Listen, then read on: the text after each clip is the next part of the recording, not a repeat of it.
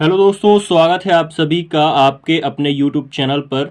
चलिए, आज की क्लास में हम प्रश्नावली 2.2 के प्रश्न करेंगे। इसमें हम आपको बताएंगे गुणनखंड कैसे निकाला जाता है। 2.2 का जो पहला सवाल है कि निम्न द्विघात बहुपदों के शून्यक ज्ञात कीजिए और शून्यकों तथा गुणनफल के संबंध ज्ञात कीजिए, सत्यता की जांच कीजिए। आपको मैं बताऊंगा गुणनखंड कैसे किया जाता है और उसके फिर शून्यक कैसे निकाला जाता है। तो गुणनखंड करने के लिए आपको क्या करना पड़ता है, सबसे पहले मैं आपको सबसे आसान तरीका बताता हूं। इसका और इसका आप मल्टीप्लाई करेंगे तो कितना आएगा, 8 आएगा। संख्याओं की बात करते हैं, एक्स की बात नहीं करते हैं। इसका और इसका आप मल्टीप्लाई करेंगे, इसमें 1 रहता है और ये -8 है, तो ये 8 एकम 8 और -8 ही आएगा। और बीच में जो संख्या है उसको एज इट इज रख लेंगे, मतलब -2 आप रख लेंगे। ये सबसे बेस्ट तरीका होता है। मैं सभी को यही तरीका बताता हूं क्योंकि ये बहुत आसान तरीका होता है, आपको जल्दी समझ में भी आ जाएगा। आपने क्या किया, इसका और इसका मल्टीप्लाई किया, वो संख्या रख ली और बीच वाली संख्या एज इट इज रख ली -2। अब दो संख्याएं ऐसी ढूंढनी है जिनका मल्टीप्लाई करने पर 8 आए और जोड़ने या घटाने पर 2 आए। तो हम मान लेते हैं 1 और 8 है तो 8 एकम 8 होता है। उसके बाद 2 और 4 होता है तो 4 दूनी 8 होता है। इसके अलावा और कोई संख्या नहीं होती जिसका मल्टीप्लाई करने पर 8 आए। तो यहाँ से हमें ये संख्याएं मिली हैं, 8 और 1 और 2 और 4। तो एक बात बताइए, 8 और 1 जोड़ेंगे तो 9 आएगा और 8 में 1 घटाएंगे तो 7 आएगा। तो ये कुल मिला के संख्या नहीं होगी। क्यों? क्योंकि हमें 2 चाहिए ना, जोड़ने या घटाने पर 2 चाहिए और ये गुणा करने पर 8 चाहिए। तो जो कि इसमें आ नहीं रहा, तो ये हमारा संख्या बिल्कुल गलत है। हमारी संख्या कौन सी हो जाएगी, 2 और 4 हो जाएगी। इतनी बात आपको समझ में आई। संख्या ढूंढ ली आपने, अब इसमें चिन्ह लगाना है। चिन्ह जो ये प्लस माइनस होता है, इसका बहुत बड़ा खेल होता है। ये चीजें आप समझते जाइए। देखिए क्या होता है, जब इसको सॉल्व करेंगे आप, माइनस और प्लस करेंगे, तो सबसे पहले माइनस और जब प्लस का गुणा करते हैं, आप एक संख्या माइनस में है और एक संख्या प्लस में है और दोनों का हमने क्या किया, गुणा किया, तो जो हमारा आंसर आएगा वो किस में आएगा, माइनस में ही आएगा। मतलब प्लस और माइनस का गुणा माइनस में आता है और माइनस माइनस का गुणा, माइनस और माइनस का गुणा क्या हो जाता है, प्लस में जाता है। और प्लस का गुणा किस में जाता है, प्लस और प्लस का गुणा प्लस में ही जाता है। इतनी बात आपको समझ में आ गई। इतनी सारी चीजें आपको समझ में आनी। माइनस और प्लस का गुणा माइनस में आया, माइनस और माइनस का गुणा करेंगे तब प्लस में आएगा और प्लस का गुणा करेंगे तो ऑलरेडी प्लस में ही आता है। ये इतनी बात याद रखिएगा, बहुत अच्छा कॉन्सेप्ट होता है ये जिसको पता है बहुत ज्यादा चीजें उसको मालूम होती है। ठीक है, अब हमें क्या चाहिए, गुणा करने पर माइनस चाहिए, क्योंकि -8 है तो गुणा करने पर क्या चाहिए, माइनस चाहिए। तो मतलब एक संख्या माइनस में होगी और एक संख्या प्लस में होगी, तब जाके हमारा माइनस आएगा। इतनी बात समझ में आ गई है। तो जो 2 और 4 है, तो ये कैसे निकालेंगे आप, एक संख्या में प्लस होगा और एक संख्या में माइनस होगा। किस में प्लस होगा किस में माइनस होगा वो ये बताएगा। ठीक है, जो ये -2 है वो ये बताएगा कि किस में प्लस होगा किस में माइनस। यदि इसमें माइनस है तो बड़ी वाली संख्या में माइनस लगा देना है और यदि इसमें प्लस है तो बड़ी वाली संख्या में प्लस लगा देना है। इसमें माइनस है तो -4 हो जाएगा और +2 हो जाएगा, क्योंकि एक संख्या माइनस में चाहिए एक संख्या प्लस में चाहिए। तो -4 और +2 हमें संख्या मिल चुकी है। अब आगे हम सॉल्व करते हैं। अब जो ये x² - 2x - 8 है, इसको हमें टुकड़ों में तोड़ देना है। चलिए टुकड़ों में तोड़ते हैं। अब हमें क्या करना है, ये x² हो जाएगा, -4x हो जाएगा और +2x हो जाएगा, क्योंकि अब -2x को हम क्या किए हैं, -4 और +2 में तोड़ दिए हैं। अब देखिए -4 है और +2 है, जब हम इसको सॉल्व करेंगे तो प्लस में संख्या और माइनस में संख्या है तो क्या होती है, संख्याएं क्या होती हैं, घट जाती है। बहुत सारी छोटी छोटी चीजें होती हैं जो आपको पता होनी चाहिए। संख्या घटेगी तो 4 में 2 गए, कितना आएगा, 2 आएगा और बड़ी वाली संख्या का जो चिन्ह है वही लग जाएगा तो -2 आएगा, जो कि ये -2 आ रहा है। तो इसीलिए हमने इस -2 को क्या कर दिया, -4x + 2x कर दिया और ये -8 ऑलरेडी है, प्रश्न में ही दिया गया है। अब आगे चलते हैं, इसको सॉल्व करते हैं आगे। तो अब यहां से हम क्या करेंगे, जोड़ा बनाएंगे। दो संख्याओं का जोड़ा बन गया है। ठीक, अब गुणनखंड निकालना है तो यहां से दोनों में x कॉमन है तो x कॉमन ले लेते हैं, यहां एक x बचेगा। हमने एक x कॉमन ले लिया है तो यहां एक x बचेगा, माइनस है तो माइनस कर दो, 4 बचा हुआ है तो 4 कर दो, क्योंकि देखिए यहां 2x थे तो एक x बाहर आ गया तो एक x बचा हुआ है, यहां एक ही x था तो x बाहर आ गया, 4 बस बचा हुआ है। उसके बाद ये प्लस है तो प्लस कर दो। अब इनमें क्या कॉमन है, इनमें कॉमन है 2 कॉमन है तो यहां से क्या बचेगा, x बचेगा, यहां x बचा हुआ है क्योंकि x इसमें नहीं था तो कॉमन नहीं ले सके, 2 कॉमन है तो 2 कॉमन ले लिए, माइनस है तो माइनस कर दिए, 8 से 2 बाहर जा चुका है तो कितना आएगा, 4, 2 चौको 8 होता है तो कितना बचेगा, 4 बचेगा। अब एक चीज और कॉन्सेप्ट याद रखिएगा, जो यहां आएगा वही चीज यहां भी आएगी, ध्यान रखिएगा, सेम चीज यहां भी जो आएगा वहां भी जो आएगा, दोनों सेम होने चाहिए। अब जब हम इसको आगे सॉल्व करते हैं, आगे चलते जाइए, हर चीजें आपको समझ में आएगी। आगे चलिए, तो यहां से अब जो सभी में कॉमन है क्या आया है, x माइनस 4 जो है वो दोनों में है, यहां से x माइनस 4 हमने कॉमन ले लिया तो बचा क्या, x प्लस 2 बचा है, x प्लस 2 बचा है। अब देखिए गुणनखंड ये हमारा क्या हो गया है, ये हमारा आ गया है गुणनखंड, क्या निकल के आ गया है, ये हमारा गुणनखंड निकल के आ गया है। अब हमें क्या निकालना है आगे, अब हमें निकालना है शून्यक, क्या निकालना है, शून्यक निकालना है। शून्यक निकालने के लिए आप एक बार x माइनस 4 जो है उसके बराबर आप 0 रखेंगे तो यहां से x बराबर कितना आ जाएगा, 4 आ जाएगा। क्यों, क्योंकि यहां माइनस 4 है तो बराबर के उधर जाएगा तो प्लस 4 हो जाएगा। अब यहां x प्लस 2 है, x प्लस 2 बराबर यदि आप 0 रखेंगे तो x बराबर कितना हो जाएगा, माइनस 2 हो जाएगा, क्योंकि इधर प्लस में है, बराबर के उधर जाएगा तो माइनस में हो जाएगा। तो एक क्या आया है, शून्यक 4 आया है और एक क्या आया है, माइनस 2 आया है। तो 4 और माइनस 2 हमारे शून्यक हैं। आपको भी सेम ऐसे ही गुणनखंड निकालना होगा, ठीक है, तभी आप आसानी से सीख पाएंगे। चलिए एक और प्रश्न मैं आपको बताता हूं। चलिए अब इस प्रश्न को करिए, 6x square minus 3 minus 7x का गुणनखंड करना है और शून्यक ज्ञात करना है।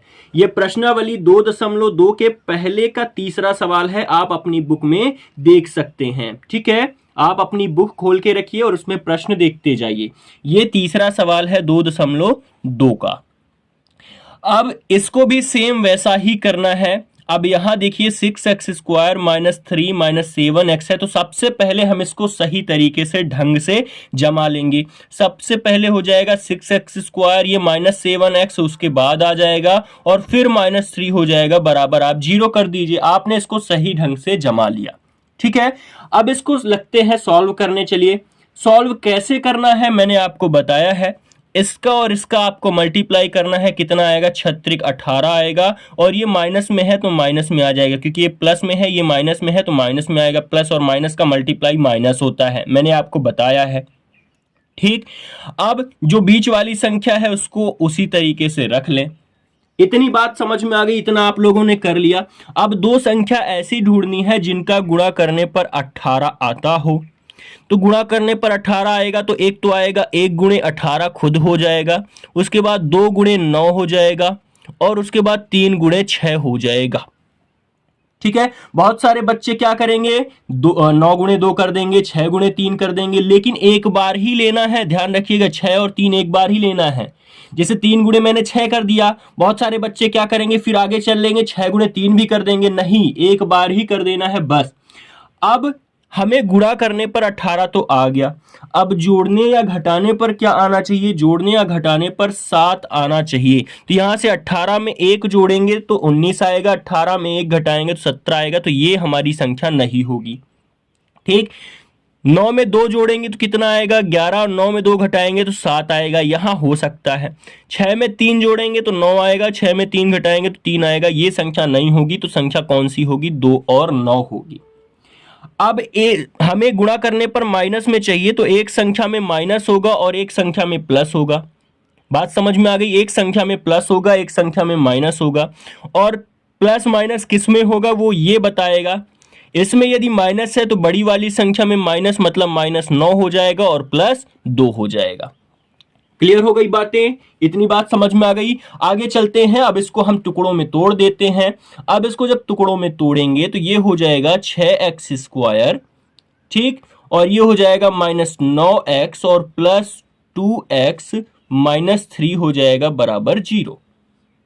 इतनी बात आपको समझ में आ रही है ना? हर चीजें आपको क्लियर हो रही हैं और हर चीजें आपको समझ में भी आएंगी। क्लियर? आगे चलते हैं, अब इसको हम क्या करते हैं, बांट लेते हैं दो भागों में। अब यहां से क्या होगा, अब हमें कॉमन लेना है, तो यहां से कॉमन क्या है इसमें, देखिए 6 को हम क्या लिख सकते हैं, 3 गुणे 2, 3 दूनी 6 होता है। 9 को क्या लिख सकते हैं, 3 गुणे 3 लिख सकते हैं। तो यहां भी 3 है और यहां भी 3 है, तो मतलब 3 कॉमन ले सकते हैं। यहां x है और यहां भी x है, तो x भी कॉमन ले सकते हैं। बचा क्या अंदर, यहां अभी 2 बचा हुआ है, यहां एक x बचा हुआ है और माइनस है तो माइनस कर दीजिए। यहां एक 3 बचा हुआ है क्योंकि x तो बाहर आ गया है, 3 एक बाहर आ गया है और एक 3 बचा हुआ है। यहां प्लस है तो आप प्लस कर दें। उसके बाद आगे है, क्या हो जाए, इससे क्या कॉमन है, कोई भी संख्या कॉमन दिख नहीं रही है, तो यदि कोई संख्या कॉमन नहीं है तो हम एक कॉमन ले सकते हैं। यहां से क्या बचेगा, 2x-3। अब मैंने आपको एक चीज बताई है कि जो यहां आएगा वो यहां भी आएगा, आ रहा है सेम, तब जाके हमारा आंसर सही आता है। आगे चलते हैं, इसको सॉल्व करते हैं। यहां से पूरा कॉमन लेंगे, 2x-3, और बचा क्या मेरे पास, ये बचा 3x+1। ये हमारा क्या आ गया है, ये हमारा आ गया है गुणनखंड। आपको एग्जाम में भी, अपने एमपी बोर्ड, जब आप सालाना पेपर देंगे, बोर्ड एग्जाम देंगे, तो आपको भी ऐसे ही लिखना है बहुत अच्छे से, तो आपको अच्छे से क्लियर भी होता जाएगा। अब देखिए, अब 2x-3 बराबर आप 0 लेंगे, हमें शून्य ज्ञात करना है, ठीक है। हमें क्या ज्ञात करना है, शून्य ज्ञात करने के लिए हमें ये तरीका लगाना होता है, बराबर 0। तो यहां से 2x बराबर कितना हो जाएगा, सबसे पहले इधर माइनस में 3 है, उधर जाएगा तो +3 में होगा। तो यहां से आप जब वैल्यू निकालेंगे आगे, तो ये हो जाएगा x बराबर 3/2। एक मान हमारा क्या आ गया, ये आ गया 3/2। और यहां से आप 3x+1 बराबर 0 करेंगे, तो यहां से निकल के आएगा 3x बराबर -1 होगा, क्योंकि इधर +1 है तो उधर जाएगा तो माइनस में हो जाएगा। और यहां से निकल के आएगा x बराबर -1/3। एक मान ये हमारा आ गया, मतलब ये 3/2 आया और क्या आया, -1/3 आया, जो कि हमारा बिल्कुल राइट आंसर है। ये हमारे शून्यक है, ठीक है।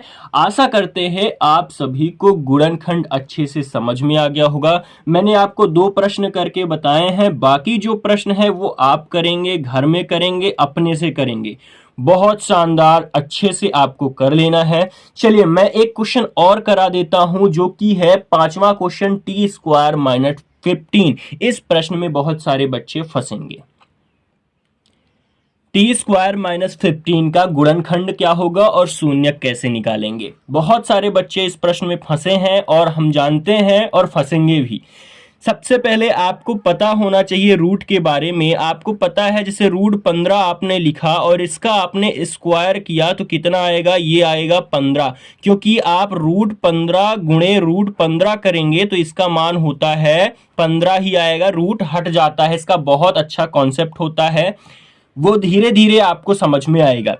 बस आप अभी इतना ध्यान रखिए कि रूट का मल्टीप्लाई रूट के साथ होता है, सेम संख्याएं हैं तो रूट हट जाता है, वो संख्या बाहर आ जाती है। तो हम इसको क्या करते हैं, इसको हम लिख देते हैं t² - √15 लिख देते हैं। इतनी बात समझ में आई। t² - √15 लिखेंगे तो ये भी अब स्क्वायर में आएगा, क्योंकि 15 को √15 लिखेंगे तो फिर इसको स्क्वायर करेंगे तो 15 आएगा। अब यहां से एक फॉर्मूला लगाते हैं, आप लोगों ने पढ़ के रखा होगा एक फॉर्मूला, क्या होता है, a² - b²। जो भी बच्चे पढ़े होंगे उनको बहुत अच्छा है, समझ में आ जाएगा। जो बच्चे नहीं पढ़े हैं ये फॉर्मूला ध्यान रख लेंगे। a² - b² बराबर होता है a - b और a + b होता है। अब इसी फॉर्मूले का हम यूज करेंगे इसमें। तो यहां से t² - √15 का स्क्वायर है, तो एक बार क्या हो जाएगा, t - √15 हो जाएगा, और एक बार क्या हो जाएगा, t + √15 हो जाएगा। यहां से आप फॉर्मूले से इस प्रश्न को सॉल्व करेंगे। अब आपका ये क्या आ गया है, ये आपका आ गया है गुणनखंड। क्या आ गया है, गुणनखंड आ गया है। अब आपको क्या निकालना है, शून्यक निकालना है। शून्यक कैसे निकालेंगे, बस आपको बराबर 0 लगा देना है। t माइनस √15 आपने लगाया, बराबर 0 किया तो t बराबर कितना आ जाएगा, √15। क्योंकि इधर माइनस में है, इधर जाएगा प्लस में हो जाएगा। फिर एक बार करेंगे t प्लस √15 करेंगे, बराबर 0 कर देंगे तो यहां से t बराबर कितना आ जाएगा, ये प्लस में है, उधर जाएगा तो माइनस √15 हो जाएगा। मतलब एक बार प्लस में आ रहा है, एक बार माइनस में आ रहा, तो आपका आंसर प्लस माइनस √15 हो जाएगा। शून्यक आपके जो उत्तर माला में जो उत्तर दिया होगा तो वो इस तरीके से दिया होगा, या फिर एक बार प्लस √15 आएगा या फिर माइनस √15, इस तरीके से भी दे जा सकता है। आपका दोनों राइट आंसर होगा। अब आशा करते हैं आपको गुणनखंड और शून्यक निकालने में कोई भी दिक्कत नहीं होगी। तो इस क्लास में मैंने आपको गुणनखंड निकालना और शून्यक निकालना मैंने आपको सिखा दिया है, बहुत अच्छे से, बहुत अच्छे कॉन्सेप्ट के साथ। बाकी जो प्रश्न है 3 वो आप स्वयं करेंगे, और अगली क्लास में मैं आपको बहुपद बनाना सिखाऊंगा। जो प्रश्नावली 2.2 का दूसरे के जो प्रश्न है कि द्विघात बहुपद ज्ञात करना है, वो मैं आपको सिखाऊंगा कैसे किया जाता है। आप हमारे चैनल को सब्सक्राइब कर लें और डेली आप हमारे साथ बने रहिए, तो बहुत शानदार तरीके से हर चीजें आपको समझ में आएंगी। मिलते हैं अगली क्लास में, तब तक आप पढ़ते रहिए।